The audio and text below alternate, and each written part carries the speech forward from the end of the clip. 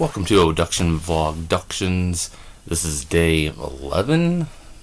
Day 11 of the October Horror Challenge. Camera work is a little off again today. It's weird. It's like every other day it looks good and then it looks like crap. Doesn't really matter. Speaking of good and crap, Rob Zombie's Halloween. I love The Devil's Rejects, so I was stoked for this when it was announced.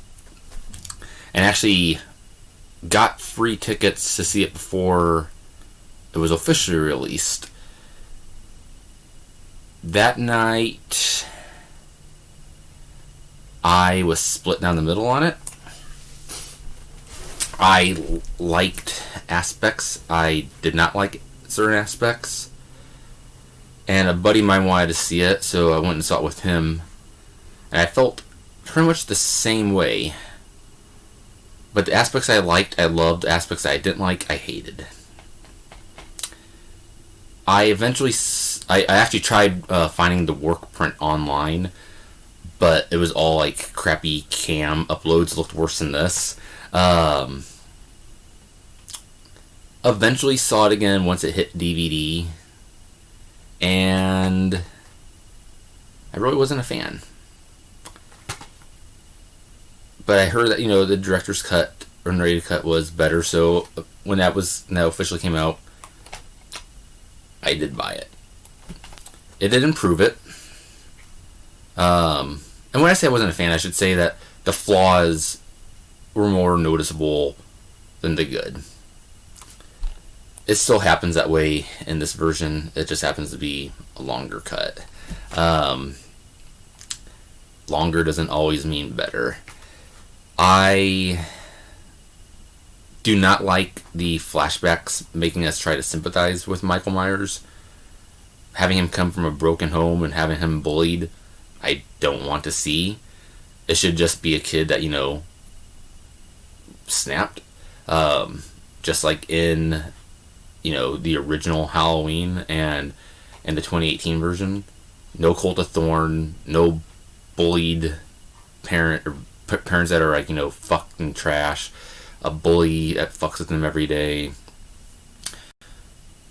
Just a kid that does something for no fucking reason. We don't know. We don't need to know all the answers. A lot of the acting in the prequel scenes or the flashback scenes are quite laughable. A lot of the dialogue, a lot of the acting, a lot of the situations, not very good. The remake portion is better. I do like the three leads, the three girls. I like Brackett.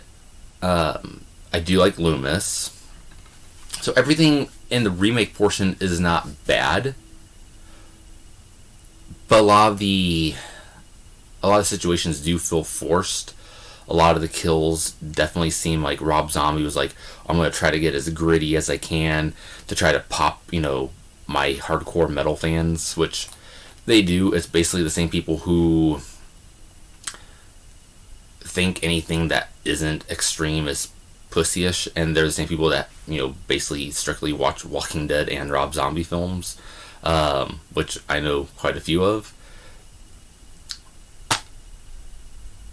The sequel, was immediately greenlit, rightfully so, because it made a shit ton of money. I'll get into that tomorrow. This here is definitely the better of the two. Better storytelling. I don't want to say better acting, maybe in the second half. It flows a hell of a lot better. It's more coherent. I do respect that Rob Zombie tried to make it gritty, but it didn't work. It felt forced, and it was basically like it was like Clockwork Orange. You were basically forced to try to watch shit you didn't want to watch. And it's not even that it was that extreme or that shocking. It was just unnecessary shit that I think Rob Zombie assumed was going to be gritty and extreme, and his fan base ate it up completely. As I said, I'm split on. I am still split on this one. I do really enjoy aspects of it, and I really do hate aspects of it. It's hard to imagine that this came out 14 years ago. If you were trying to find out the other cuts, honestly, it doesn't really matter. It's just extended shit. It's not like you're watching Blade Runner or Dawn of the Dead. You're not going to be seeing anything that you haven't missed or anything that's going to be groundbreaking. But as far as Rob Zombie films, tomorrow will be Rob Zombie's Halloween 2, so definitely come back for that one.